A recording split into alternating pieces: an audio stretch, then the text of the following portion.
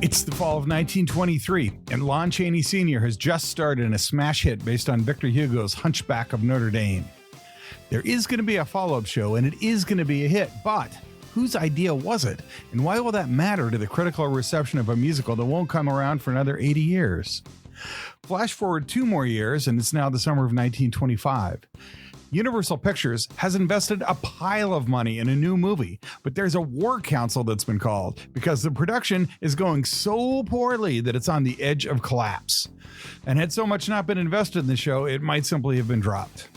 I am sure that you've guessed the title by now, but if this movie isn't made, the Phantom of the Opera story will languish, and it's very likely that the Andrew Lloyd-Webber musical mega hit will never come to be. What happened? Why was the show in such dire straits, and what was done to save it? How many endings were considered, scripted, and shot? And after the brush with disaster and the near collapse of the movie, what finally made the movie work? And the big question, where are the ghosts? If there's one Hollywood production that should have some really juicy ghost stories surrounding the set and the performers, it's this one. It's called The Phantom of the Opera. It's a silent movie. If there's a good ghost story out there, by God, I'm going to find it. This is part 2 of a 3-part series on The Phantom of the Opera. In season 1, episode 4, we took a look at the book The Phantom of the Opera by Gaston Leroux. Today we're going to take a look at the movie, and next time around we'll take a look at the musical in the next episode. But the themes that we're exploring here today will make a big difference in understanding what might be the most profitable musical of all time. I'm John Bruschke, and you are listening to Theater, History, and Mysteries, where I take a musical theater production and go into a deep dive on the questions that it raises and the answers that it provides. I hope that this approach will give a deeper understanding about the lessons that the musical has for theater and for life. And I will never miss an opportunity to pursue any mystery, bizarre coincidence, improbable event, or supernatural suggestion along the way because, in the words of Dirk Gently, it is all connected. All right, we're ready to dive into it. We'll start by asking whether or not this was a big deal. How important of a movie was this? Then we'll get into whose idea it was, what were the challenges they faced, and finally, what made it work. So our first thing that we need to figure out is, was this movie a big deal? Was it like King Kong? Was it Star Wars? You still know the name of this movie. So do I. So did Andrew Lloyd-Webber. But how big a deal was it? Well, it was certainly a seminal horror film. It was one of the very first and one of the most commercially successful. And I use seminal here because I'm not sure I could say with certainty it was the first ever horror movie or monster movie, but it was definitely one of the big ones that came at a key turning point that kind of set the course. This movie came out before Frankenstein or Dracula or the Werewolf. It was the first of the Universal movie monsters, and it paved the way for everything that came after them. And it was definitely a big deal for Universal at the time. It was their super jewel that they were making. Every year, every season, they'd set out to film, and they had a whole bunch of small budget things that they were churning out at the time. Remember, it's 1925, so there aren't like tons of full-length films that are getting churned out, and most of them have very short runs. But the Super Jewel was the one they were going to make big. They were going to promote. It was going to be their coup de grace, their big deal that really made the studio work. And it was definitely one of the most prominent silent era films. If I were to say to you, quick, how many silent movies can you even name? I'll bet you wouldn't get too far down the list. Could you name 2 more after the Phantom of the Opera? Maybe not. That's significant to me because for that period of time, that silent movie era, which was pretty short, this is one of the key things. But mostly, the reason that we care about it, the big deal, is that there's just no musical without this movie as a bridge. As Giorgio Biancarosa wrote in 2018, he's from the University of Hong Kong, and he was writing the Opera Quarterly, and noticed that University of Hong Kong thing. One of the main themes of these episodes is just the amount of commentary comes from so many different parts of the globe. There's something about this story that's resonating, and not just a United States audience. Anyway, here is Biancarosa's quote, "The very plausibility of Lloyd-Webber's musical as a stage work is in part due to having seen opera as evoked in Leroux's novel, literally fleshed out on the screen versions in the first place." But that's a good point. But also, I don't think there's any doubt that there would not be Phantom of the Opera, the musical, without Phantom of the Opera, the 1925 movie. movie, and that production, there was that movie that moved the book into the common consciousness enough that it could be even something you would talk about in the 1980s. So this movie does come about as it's released in 1925, but whose idea was it? There are actually more than one version of the story about who came up with the idea to make the Phantom of the Opera the big follow-up to the Hunchback of Notre Dame. Here's the good story. Carl Laemmle was the 10th child of a 13-child Jewish family. He'd immigrated with his family. He'd found a home in theater. He'd worked his way up the ranks until he was finally the CEO of Universal Pictures. In fact, it was him in 1915 who opened a studio in an obscure part of the San Fernando Valley, gave jobs to all of his relatives, and that is how Hollywood was born. So he's got the studio open in 1915. Universal Pictures is a thing, and he is touring Europe from whence he came in the summer of 1922, about 7 years after the founding of the Hollywood studio. And on this trip, he meets Gaston Leroux, who at the time is also a filmmaker. If you missed the last episode that we had, we reviewed the life of Gaston Leroux. He's mostly a journalist. He's published The Phantom of the Opera as some serials in some newspapers. It eventually gets turned into a book. The book goes international, and he's also dabbling in film. And so the story is that Carl Laemmle, the CEO of Universal Studios, is meeting with Gaston Leroux, not because he's written a novel, but because he's also a filmmaker. But Leroux is the author of Phantom of the Opera. He gives the Laemmle a copy, and Laemmle is so taken by it that he stays up all night reading it because he's got to get to the end. It's a page turner.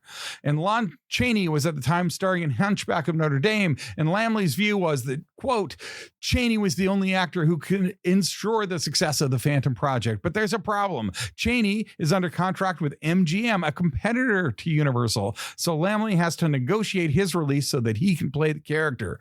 But it would all work out. The Phantom would become the follow-up to the Hunchback. Chaney was in the cast. The movie took off. That is a good story, right? And this is definitely what Andrew Lloyd-Webber thinks happened at the time. According to Scott McQueen, that was also the publicist story at the time. We'll talk a little more about Scott McQueen later. But he's an author on this subject. He believes that the publicist put that story out at the time. There was reason to believe that it's true. And this version that I just gave you came from a book that is titled The Complete Phantom of the Opera. That was a book written by George Perry and researched by Jane Rice, although there is no evidence of Rice actually researching because, as I ranted about extensively in the last episode, there are no sources cited anywhere in the book. And if you're going to do research for the love of God, in the name of all that is holy, you have to cite your sources. You weren't there. You didn't see it happen firsthand. You read about it someplace. You need to put those sources out there so that other people can look at it, get to the bottom of it. If you miss something, they can fill in the gaps. The way knowledge advances is that bright people publish their ideas, and most importantly, they include their footnotes. That will also become an issue in some of the mysteries or the questions that we explored today. That book, written by Perry and Rice, was done with the full cooperation of Andrew Lloyd-Webber and his musical production team. And that book traces the opera, the book, the film, other films and other musicals, other treatments of the Phantom of the Opera, and of course the Andrew Lloyd-Webber musical. In a final chapter, when they get to the Andrew Lloyd-Webber musical, and as sort of a sign that that's kind of what the whole book is about, the chapter is called, quote, The Phantom Triumphant, which includes a bunch of photos of the production, the full libretto. I don't really know what libretto means, but to me, it looks like basically the entire script, a transcript of everything that gets said in the musical.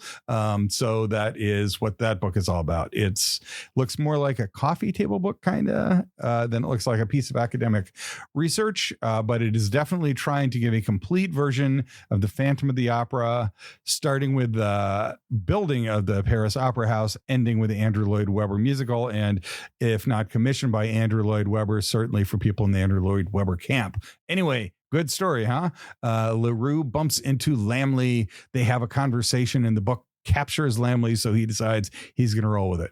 But there are some holes in that story you might already have figured out. My observation, I haven't read this from other places, but the dates don't quite work out. In that same summer, August of 1922, that's when Chaney actually signed his contract for the Hunchback, so it's not a hit yet. And Chaney isn't exactly Chaney yet. He's definitely recognized as an actor, but it's not like this is the guy who crushed it in Hunchback of Notre Dame. We need another horror movie for him to do as a sequel to that, as a follow-up to that.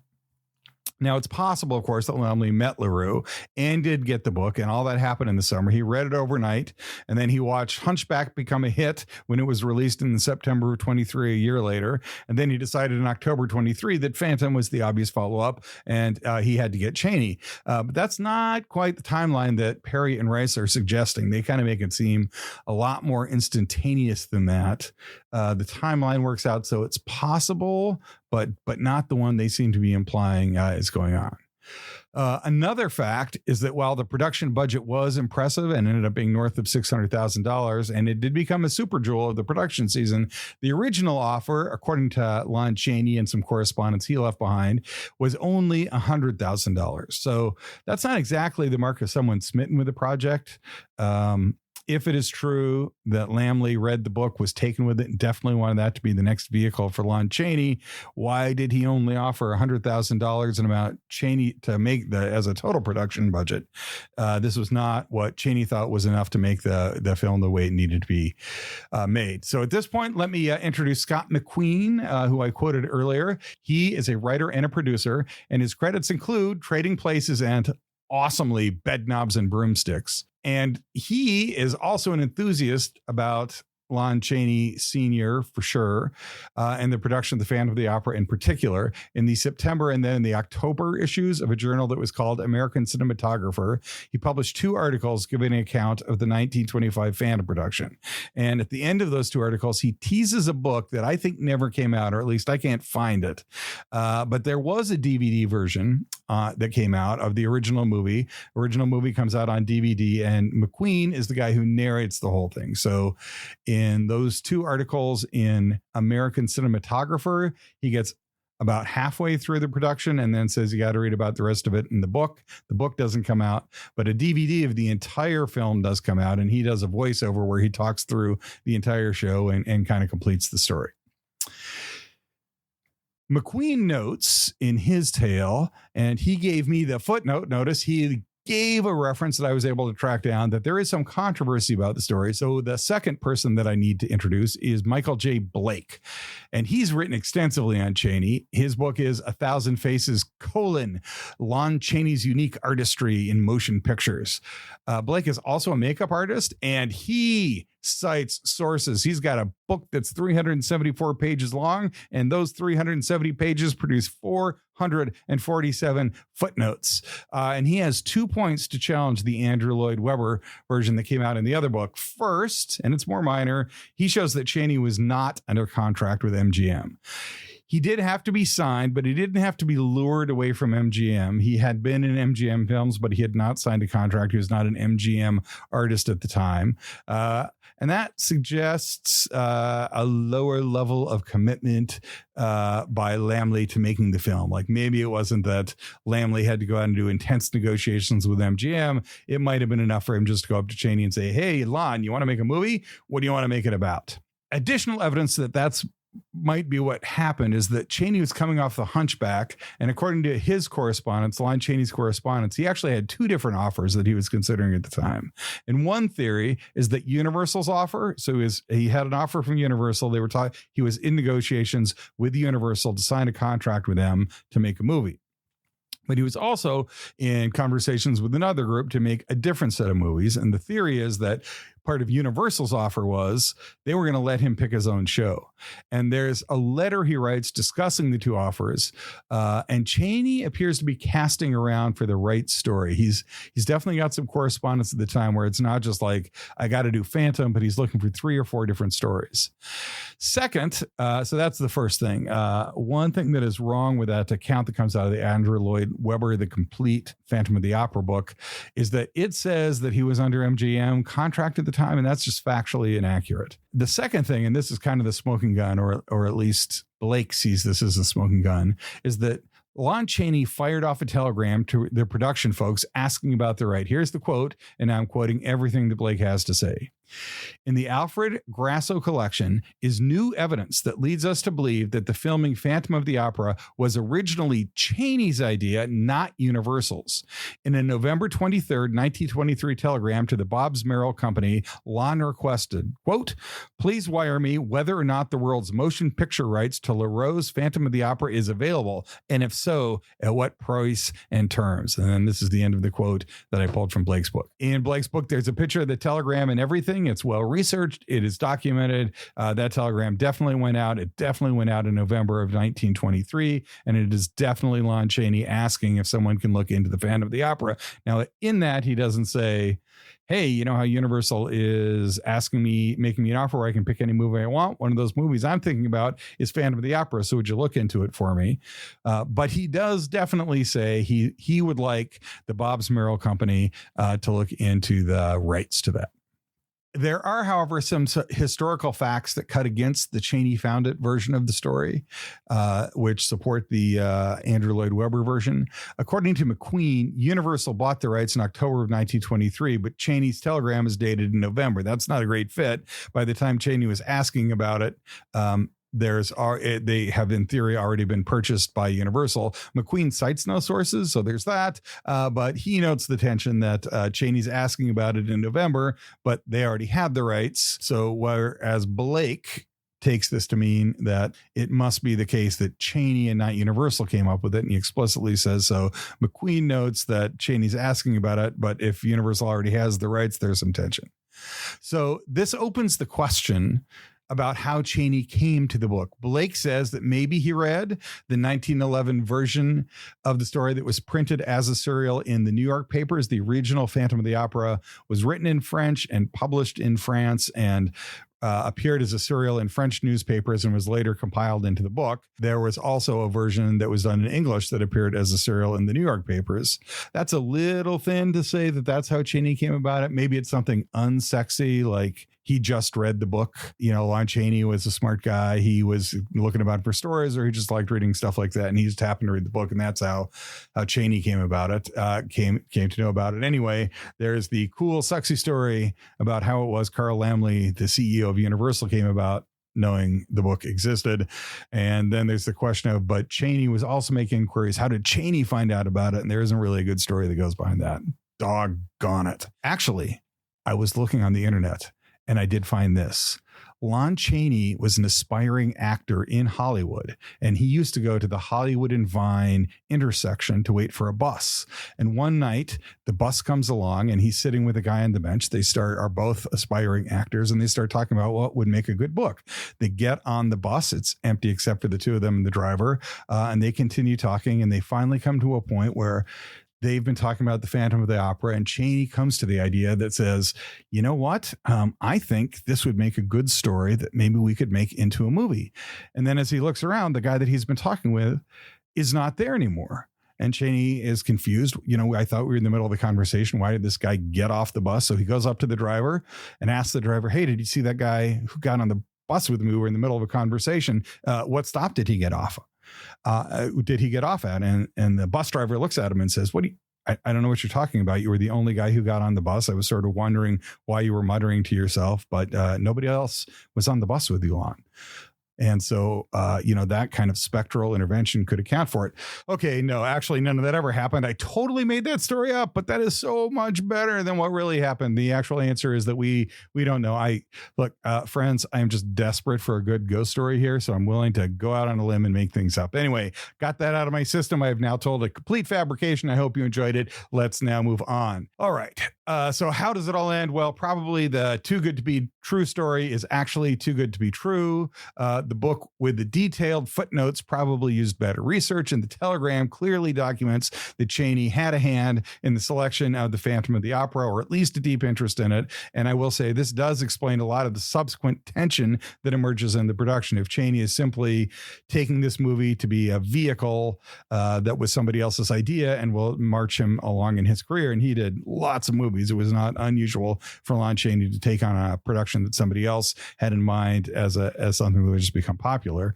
But if instead it was Chaney's idea and he was invested in the outcome of the production and how it was displayed, that kind of investment can explain a bunch of things we're about to talk about that came up during the production and were sources of anxiety for all involved. All right. So how did the book get to the screen? One version is that Laemmle met LaRue by chance. One is that Chaney picked him up itself.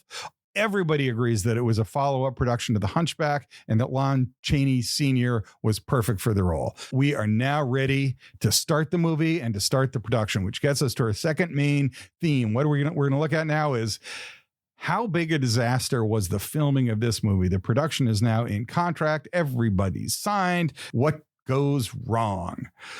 Here, I'm going to rely heavily on Scott McQueen.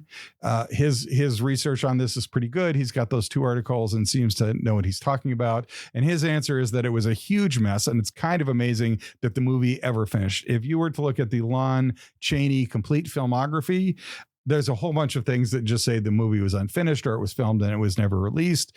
I venture to guess that the Phantom of the Opera was heading in the direction of that kind of fate more than becoming a critical movie. And the hero that saves the whole thing is, in my view, Lon Chaney Sr. So here's a little bit of history and backstory. In October of 1923, the rights were bought, and there are 2 studio writers named McConville and Spearing. They get the first crack at writing it. I'm not going to dwell on them because they sort of drop out of the story. In May of 1924, so October comes, Christmas passes, we're now in the spring, and in May of 1924, Universal announces obliquely that Lon Chaney, who was the star of the 1923 smash hit Hunchback, is going to be in a Universal picture, but they don't say what that picture will be. According to McQueen, the studio is worried about some of the plot elements. They want more of a romance, and there's a lot of stuff going on. If you had, as we talked about in the last episode, it is Raj Shah, who's an excellent researcher, puts this as a genre of French Gothic, which has a lot of elements to it. So there's a lot to pick from, but it's also not a format familiar to an American audience. And so the studio wants to make sure they produce something that the American public is going to be interested in. So all that's happening in the spring. They announced that Chaney's going to be in a show, but they don't say what it is. And then in July of 1924, it's announced that Chaney will be in the Phantom of the Opera. And they build a full-scale replica of the Paris Opera House. And that is just cool. The building of this set and the making of this movie, this is definitely one of the most fascinating and just, oh man, I love it, parts of it. It is the first concrete and steel set in Hollywood. And there's some iconic pictures of it with what looks like thousands of workers that are working on this massive construction project. It is supposed to be a replica of the Paris Opera House, but nobody in Hollywood really knows what it looks like. They don't really have a set of blueprints for it. Not many people have been to France to go to the opera there. So they rely on a French guy named Ben Carré. I'm hoping I get that name right. Insert my usual apology about my inability to pronounce French words well. But Ben Carré, they adopt as the art director, and he proves instrumental. He makes these drawings that are definitely used for it, but he doesn't stick around to the end of the project, and he's actually surprised that he gets screen credit when he sees the movie in its final form. The stage is so big it can't be photographed, so they actually have to pull the cameras outside of the building to get a wide enough shot that they can capture the grandeur of this incredible thing that they've made. And this set stayed mostly intact until it was taken down in 2014. It was used to film the sequel.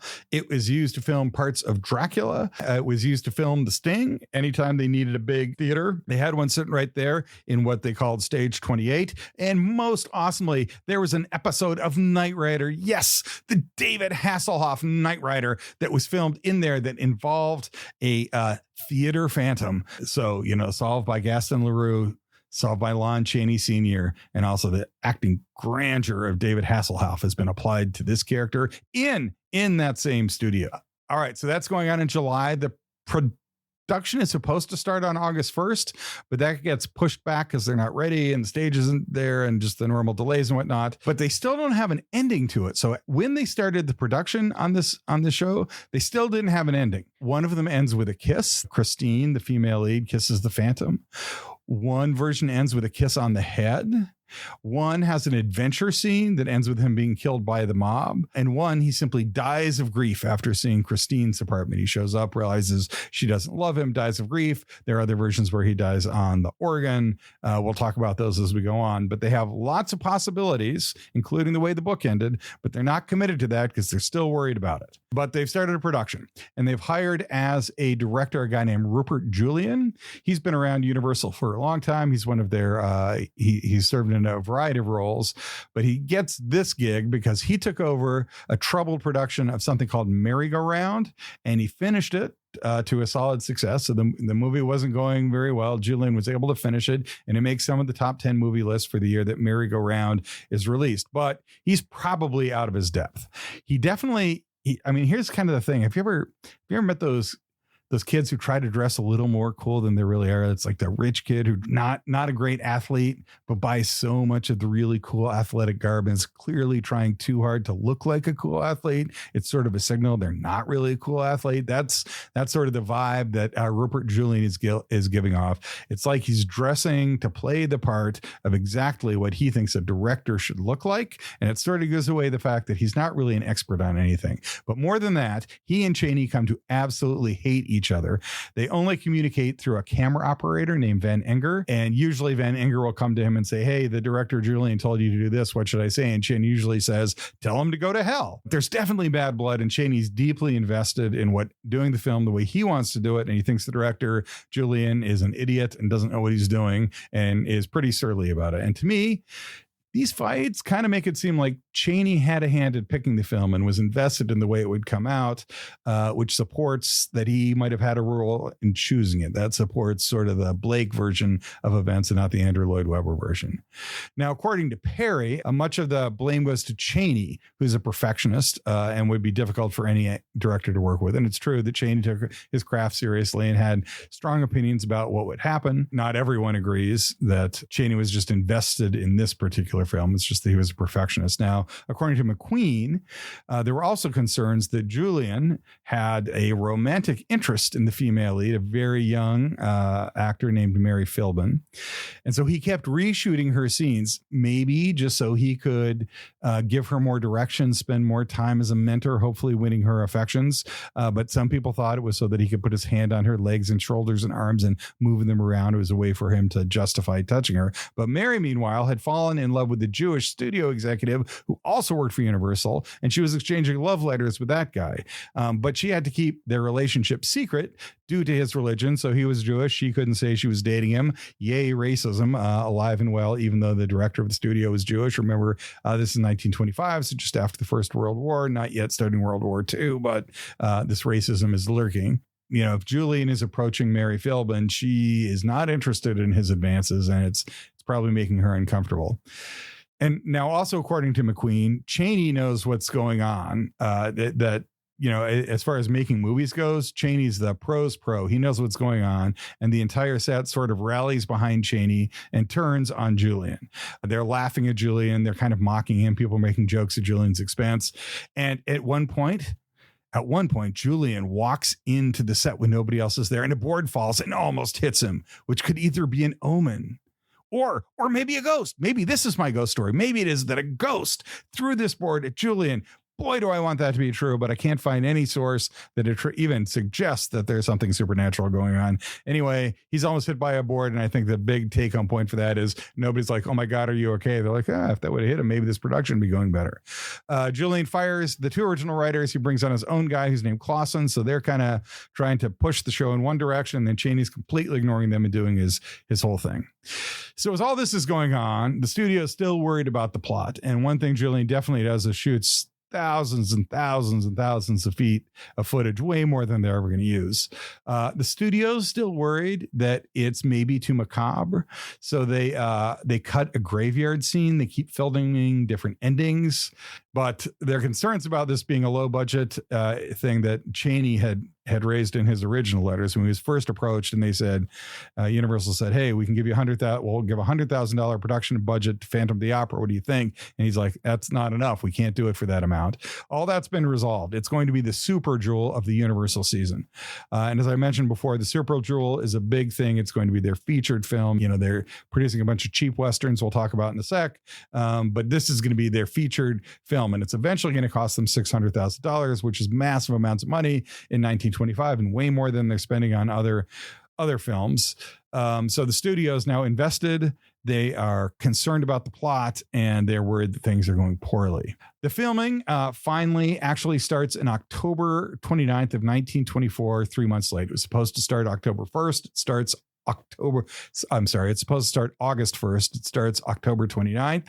And Lon Chaney Sr. is doing Lon Chaney Sr. things. These include, according to Chaney's spouse named Hazel, nobody knew what the Phantom should look like. So Chaney came up with it, and he was an accomplished makeup guy. So this was right up his alley. It's like, okay, we need somebody to look like the Phantom. Nobody else knows what the Phantom is supposed to look like. I am going to take this ball and run with it. And everyone agrees. All the sources agree. He did some masterwork. This included putting wires on his own nose to give it that turned up look, to the point where his nose would frequently bleed. He put coins on his cheeks. He put something in his eyes. It was not very comfortable, but he was deeply committed to making this character work with a makeup that he himself designed. And of course, the Phantom of the Opera does not appear unmasked until halfway through the movie. So there's a mask that the book references, but the book makes no description. So Chaney got to come up with a mask that the Phantom would wear as well. He kind of self-directs his own scenes, or at least he's giving orders and ignoring Julian, and the members of the set are kind of going along with Chaney more often than they're going along with Julian. So some of the directorial decisions are definitely Chaney's own. Color is a totally new concept in film, and there's about 5 to 15 minutes of the movie that are shot in color, including a red death scene where about halfway through the narrative, the female lead is Christine, and she's going to meet her lover and potential fiance Raoul, but they need to meet at a masquerade ball. But since it's a masquerade ball, the Phantom also shows up because he can, and he shows up wearing this look called the Red Death, where he's all decked out in red. And there's also later a rooftop scene where the Phantom overhears Raoul and Christine talking about their plans to elope, and as he stands there, he's got this massive cloak that's whipping in the wind, and it's able to be colored red. It's actually pretty visually stunning. And even, now in the era of digital imagery and special effects, that visual effect stands out against the rest of the black and white stuff. Now, the chandelier falling is a problem. It's obviously a key plot point, and I think I've got this right. I've read it a couple times. I'm not 100% sure that they all say the same thing, but here's what I gathered they did. They eventually film it going backwards and going up slowly. So instead of the chandelier falling down, the chandelier starts on top of the audience, and then they pull it up from the audience slowly. And then for the final effect, then they reverse the footage and they speed it up. So instead of it going up slowly, it looks like it's falling down quickly. They come up with a rough cut that runs 4 hours, which is almost 3 times longer than the final movie is. So there's a bunch of decisions to be made. Lon Chaney's doing Lon Chaney things. They've got some color. There's some stuff going on. They get to a point where they're almost ready to release it. Okay, so movie's coming towards the end of its production. They hit major debacle number 1. There will be at least 2 of these. So debacle number 1, the plan is to preview it in Los Angeles and then release it in New York in the February of 1925. So they're coming to the end of production starts in 1923. They are coming to the end of 24 when they're finishing it. And their plan is we're going to release it in New York in 1925, February of 25. They do all kinds of promotions. They've got like these cool billboards they put up. They've got that Red Death thing that they shot in the movie that's being publicized all over the place. There's building up. They're trying to build an audience expectation for the big release of this film in 1925. But when they preview it in Los Angeles, it's a disaster. It goes very poorly. Now, according to Blake, it's mostly fine. Lon Chaney's done a great job, and the studio is overreacting. But according to McQueen, the audience hates it because there's too much spooky melodrama. They want more comedy. They want something to break it up. But all the sources agree after the LA preview happens, the publicity all stops. The studio starts reevaluating everything. And Universal is worried that this big film of theirs, their big super jewel, is about to come crashing down. So the studio reacts by adding a fifth ending. The mob storms the lair and the Phantom dies, maybe on the organ. And they ditch any hope of rehabilitating the Phantom and making him sympathetic. So their idea is that the Phantom's evil the whole time while you're trying to make him look good at the end. That's confusing the audience. They add some comedy to break up the tension, to break up all the spooky melodrama. And they add a subplot that's got a third possible suitor for Christine, or maybe it's already in there, but there's this, that's something they're doing to break up the tension. And it's not just about spooky melodrama. There's a love triangle going on. Or quadrangle, I suppose, because now Christine has 3 possible suitors. So all that's going on now in the spring of 1925. So debacle number 2, director Julian quits. I presume it's got something to do with the tension he's having with Chaney, or everyone hating him, or he just doesn't like the project anymore, but he quits. The Phantom is their super jewel, but part of the Universal operation is one where they have someone turning out Westerns every 2 weeks with a budget of $12,000. So these low budget, big action, cookie cutter Westerns.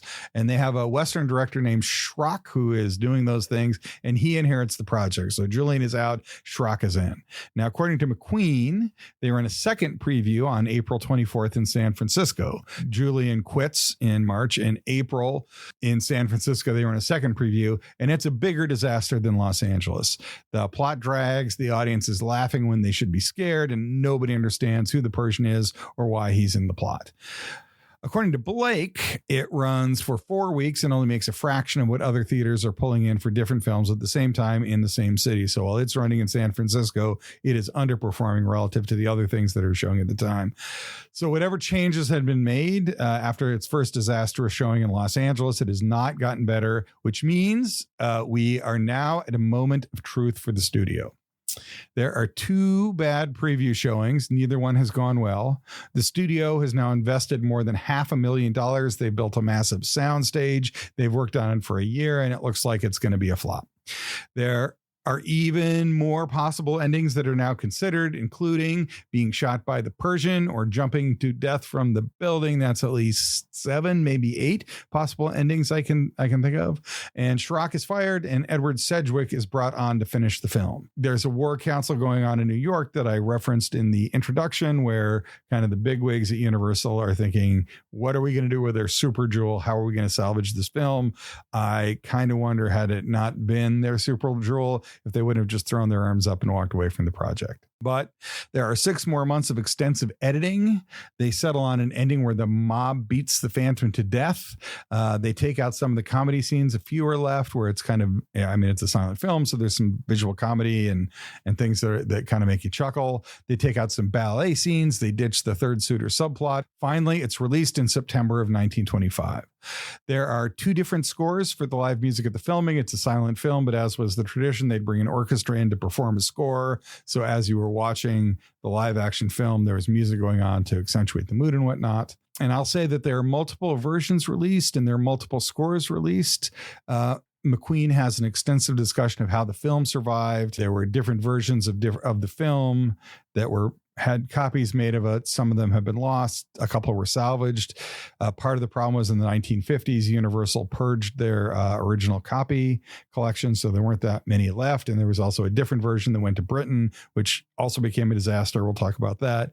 But there are multiple versions of the film release. So when you talk about the Phantom of the Opera and when it was successful, that's not like this was the film and here's how it was released. There are actually different versions of it that were in circulation at the time. Okay, they've got their big release. It is September of 1925, and the reviews come out and they are mixed. According to Blake, people like Chaney, and they like the sets, and that sounds fair. If I was a critic, everyone agrees that Lon Chaney Sr. was brilliant in this film, and those sets were, by all accounts, fantastic. So a reasonable critic might say those two parts of the film were good, but they did find fault with the storyline and the plot holes, which also seems totally reasonable. If you have changed directors 3 times, had multiple committees working on the plot, tried 8 different endings, re-edited thousands of feet of footage, yes, you probably have some plot holes, and your storyline is probably not a strength of the movie anymore. And so those reviews are mixed, but they do seem accurate. Harry thinks that Philbin overreacted in her acting. So Mary Philbin is a female lead. She overacts many scenes, and Perry blames this on Julian. The ending is described as abrupt. It is. The audience, however, loves it. It's a huge commercial success. And just to give you a flavor for what it's like.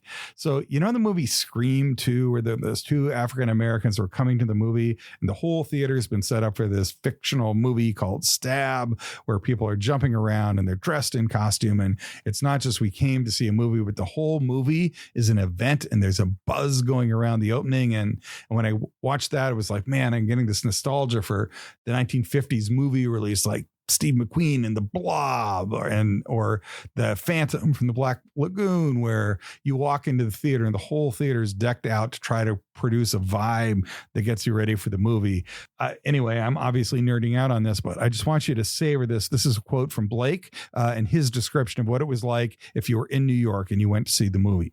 And I should say that Blake here is actually quoting the publication Moving Picture World. Here's their description of what this opening is like. Despite a continuous rain, traffic was halted in Times Squares by the thousands who crowded around the front of the Astor. Police reserves called from the West 47th Police Station had little effect in clearing the situation. The quota of seats allotted to the public for the opening performance soon was used up, but still, hundreds pushed their way to the theater front seeking admittance.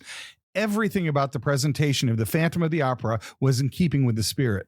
Entering the lobby, the guests were initiated into the weirdness and mystery. The walls were covered with plaster stone. From the low ceiling hung wrought iron lamps giving forth an eerie glow. Above the entrance, lying in a niche, was a full-length figure of the Phantom robed in the silk of the ball mask scene. That's the Red Death. His skeleton face, grinning at the throng below, sent cold shivers up and down the spines of those who caught sight of him for the first time.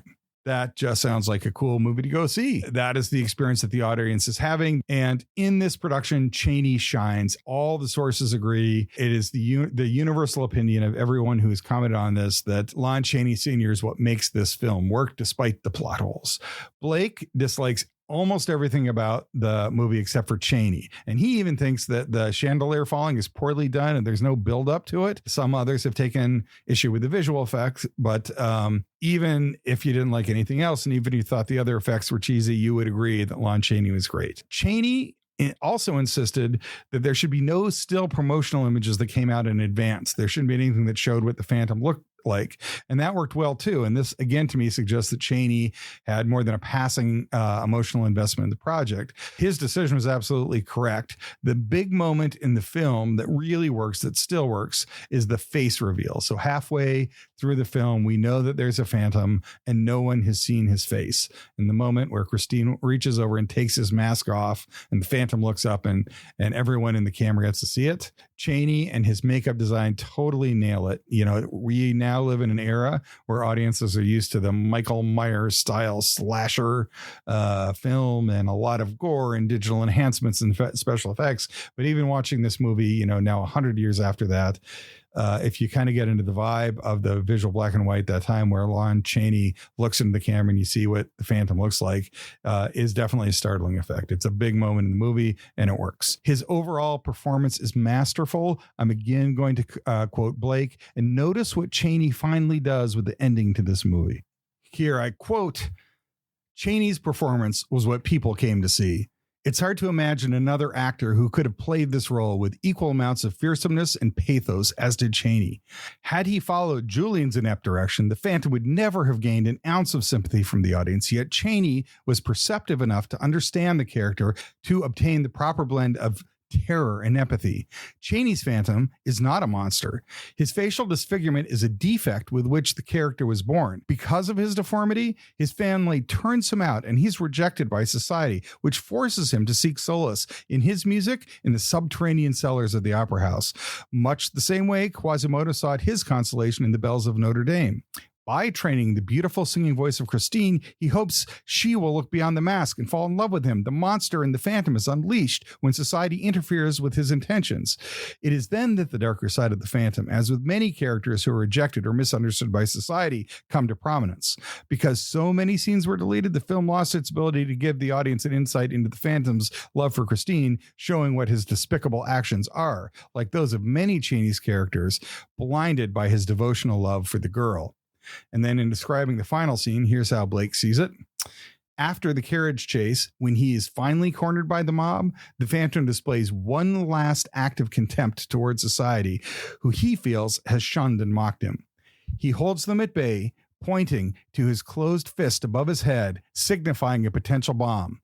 As the mob closes in on either side of him, he wards them off one last time and then laughingly reveals that his hand holds nothing.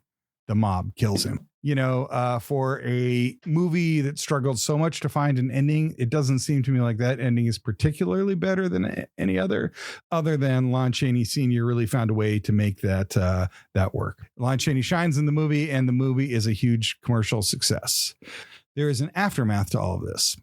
There's a bit of a debacle with a British release. Essentially, the distributors were worried that people would steal their film, so they tried to get the British government to provide protection. Then they didn't. But when when the producers landed, they talked a British regiment into marching with them, and with the promise that they'd give them some money and film them and put them in a movie trailer.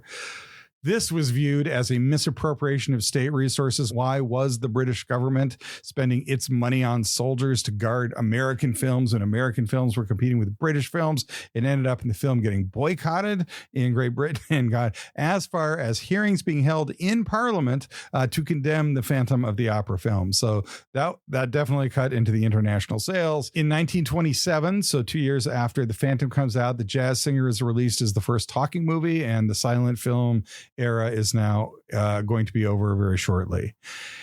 So in 1929 and 1930, the movie had some sound recorded, none of it by Chaney, and it gets re-released. In 1929, Mary Philbin, the very young actress, stops making movies at the age of 26, and she becomes a virtual recluse. Her only public appearance until she dies in 1991 at the age of 89 was when she appeared for a memorial service for Rudolph Valentino. She disappeared completely from the public eye, very young and not that far into her movie career. Chaney himself would die in 1930 of bronchial lung cancer, and tragically, Arthur Edmund Carew, he had an E at the end of it, but he changed it to just have the Carew to Americanize it, played the role of the Persian, and in 1937, he committed suicide. There was a remake in 1943 with Claude Rains playing the Phantom. I will say that remake was probably better than the CGI version of Cats, but a hollow echo of the original. It was, however, shot on the same stage, on that stage 28. So the movie comes out in 1925. It's a huge hit. But by 1930, almost all of the principal actors are dead or suffering, one later to take his life. There are remakes. There are attempts to redo the movie, to redo the storyline in some form, but they're not really successful until Andrew Lloyd-Webber resurrects it as a musical. Okay. So that's the backstory. The last question we've got to get to is, why does it work? Well, I will return to our friends, the psychoanalysts. In the last episode, we talked about what they had to say about the book. Here's what they have to say about the movie. If you're not deeply into psychoanalytical literary criticism, neither am I, but they do say some things that I think are important enough that they're worth considering. I'm mostly going to give this to you so you can get a flavor of what does high-end, deep dive literary criticism sound like, and what insights they have on why the movie might have worked, and then I'll give you my own. This is from Giorgio Biancoroso in 2018. He's from the University of Hong Kong, note the international flavor, and was writing in something called the Opera Quarterly, in a special issue of that. His essential theorem, were he the lead singer of the Buggles, it would have been cinema kills the novel star. There's something about the cinema that animated the novel and made people forget about that. The question he asks is, how did it get from the novel to the musical? Why did the story stick in cinema? And he starts by talking about some of the other cinematic versions, including a Mexican version that starred a comedian named Tintin that was a comedic parody. There was a Chinese language version called Song at Midnight that was released in 1937, in that the Phantom is a political hero in Republican China. That movie is very successful in Asia. B.N. Caruso notes that there are two lesser movie attempts before the 1925 Lon Chaney Sr. work. I'm now going to read to you his thesis. Make of this what you will. Quote, to understand adaptation as both an artistic process and a means of survival inevitably calls to mind neo-Darwinian models of cultural transmission. I don't think it's inevitable. It didn't come to my mind, but he goes on, the very idea of the meme emerged from scientific discourse and points to the internal or endogenous factors that enabled LaRue's novel to survive for so long, albeit in mutated versions. But biological models only go so far in accounting for agency, of course, to look for the external or exogenous factors that ensured the spread and subsequent mutation of the novel is not to probe into merely evolutionary or impersonal processes. It remains to be explained, in other words, not just what made the novel The Phantom of the Opera and the performance of cinema, or at least the main conceit, quote, tick, but also who picked up the story and why, causing it in a sense to adapt and hence survive in the first place. He's got some explanations for cultural transmission there about how it works. Here's his answer, and I am paraphrasing through admittedly partial understanding. But as near as I can tell, he says the opera and this story is a good place for movie creators to riff off of. There's an inherently intriguing visualization that goes with the story. How do you give the experience of going to an opera in the film? That is the challenge that the story presents, and he thinks that's innately appealing, as far as I can tell, to filmmakers, and that's why he thinks it became such a popular thing to make in film. Another psychoanalytic critic is Michael Grover Friedlander in 1999. He's writing in the Cambridge Opera Journal. There's talk of Lacan. There's talk of Derrida. He says that, quote, sound, music, voice, and speech accentuate the medium's uneasiness and anxiety. As we talked about last time, psychoanalytic critics are interested in psychological processes, what makes us happy, but also what produces anxiety in the human psyche, and how does that express itself in literature. There is great discussion of screams and voices. And then here's his quote: the unarticulated cry is opera's goal with respect to voice. Opera is the endless and painful quest for the original object, front parentheses, mother, woman, jouissance, end parentheses, period. As such, it evokes the voice and conceals it, fetishizes it, and reveals the gap that cannot be filled. Our pleasure in opera is then the result of an illusory structure that brings us into the proximity of original jouissance as the voice qua object turns into a cry. There's some talk about psychoanalysis, about parents and how they relate to their mothers and fathers. So I think that is we can relate to the Phantom because we ourselves experience an anxiety because we can never quite fill the gap between the voice and the silence in ourselves. Here's a quote from this I kind of like, quote, in our film, the prima donna, drawn to the phantoms, is compelled to look at him. She fails to see through his ugliness and hold on to the power of his voice, and she rejects him, losing both operatic voices in the process, end quote. And I do think there's something about this is a story about the Phantom and Christine's attempt to confront the Phantom, and her failure to come to grips with his ugliness is sort of a seminal thing that's going on there. It kind of takes all the beauty that they share in the music and discounts it. And that does seem to be a key turning point. How that relates to other psychological processes is a little unclear. Anyway, those are my attempts to do a little bit of justice to what the psychoanalyst critics have made of this film and why that might give it some resonance. Here's my answer. And then I'm just going to ask about where those darn ghosts are. The book works because of the Phantom. We talked about that last time. And the movie works because Lon Chaney brought that Phantom to life. And everyone agrees on that. All the critics sort of seem to believe that's what happened. So why does Lon Chaney's version of the Phantom resonate? Why did it bridge the gap from the book to the movie? A fairly successful book becomes a fairly successful movie, which then becomes a mega successful musical. Well, the first thing about that Phantom that I think is interesting, that attracts an audience, is that it is a super villain. And the credit for that really goes to LaRue. Before there were Bond villains, he was the archetype. This guy had a lair. He had gunpowder. He had magic tricks. He had stuff. He had gadgets that he could use to make his villainy work. He was the guy who could drop the chandelier. I don't know of too many supervillain archetypes before the Phantom of the Opera. And he was kind of the one that set the standard for what we think of as a supervillain now, like all those Marvel comic book supervillains that have layers and have gadgets and cause great mischief. He is an articulation of that kind of supervillain at a time when there weren't too many others that were doing that, at least none that I know. The second thing is that the focus on the structure, both the Opera House and Soundstage 28, is just a great setting for the movie. There seems to be consensus, and I agree that the Paris Opera House is a fantastic setting for a Gothic novel, a Gothic horror story, a French Gothic horror story. Soundstage 28 is a great replica of that. It is a great moment of filmmaking. It's no longer theater, but it is the production of that stage, the grandeur that it has, the attempt to capture on film, as our psychoanalytic critics have pointed out, to capture on film the experience of being in the opera and how big and just impressive that thing is. That is something that makes the film visually stunning. It's a great setting for that horror story, and that is something I think that makes the film work. And third, the Phantom is a stalker, but the best kind. I read you Blake's character. What Lon Chaney Sr. was able to do was make a character that was both fearsome and pitifully engrossed in his own psychological pain. He'd been rejected. He was sad. He was lonely. He was terrifying. And I read the Blake quote, but many of the other people have commented and say that that's what Lon Chaney was able to do, that he was able to make the Phantom both a villain and one that you could relate to or at least empathize with.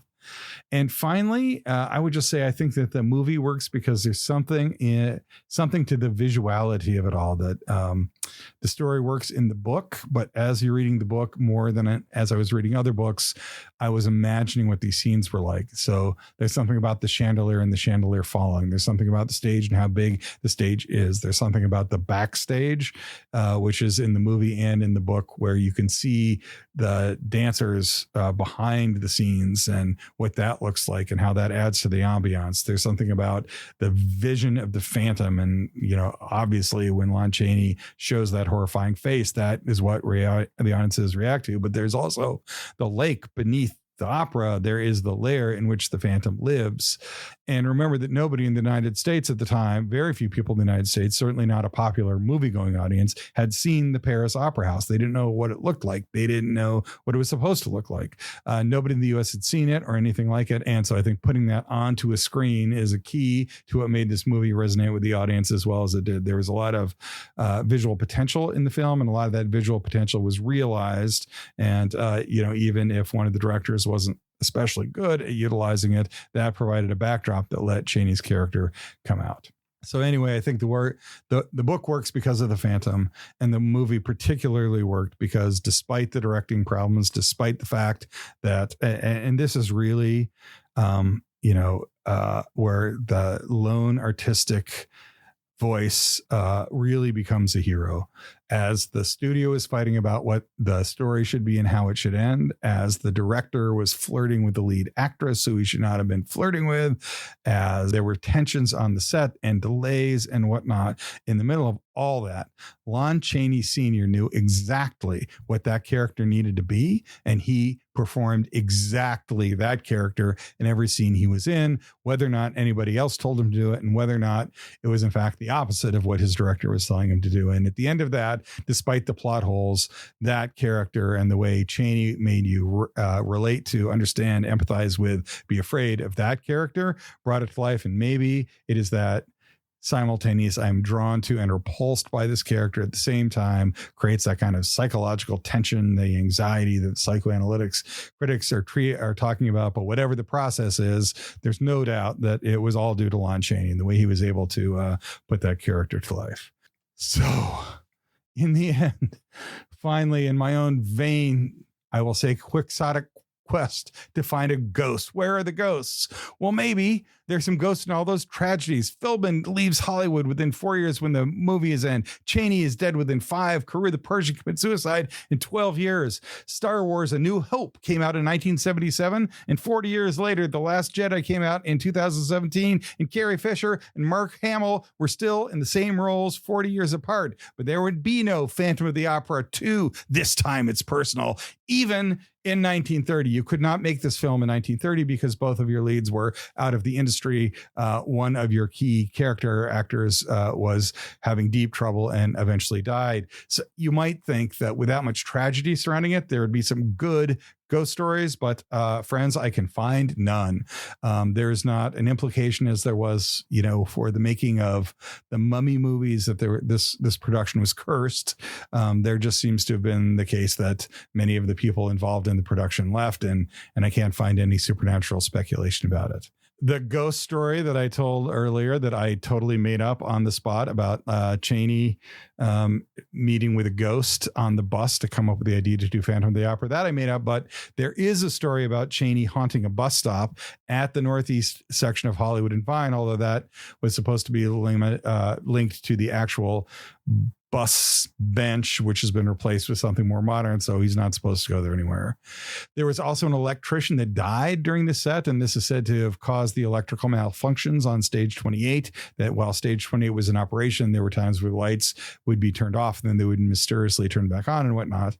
But both of these stories, the haunting of the bus station stop and the haunting of stage 28 by the electrician, are so thin that there are only a few lines and a few spots on the internet. Like if you get Haunted Hollywood, you will find a couple sentences that says Lon Chaney Sr. is supposed to haunt the catwalks of stage 28.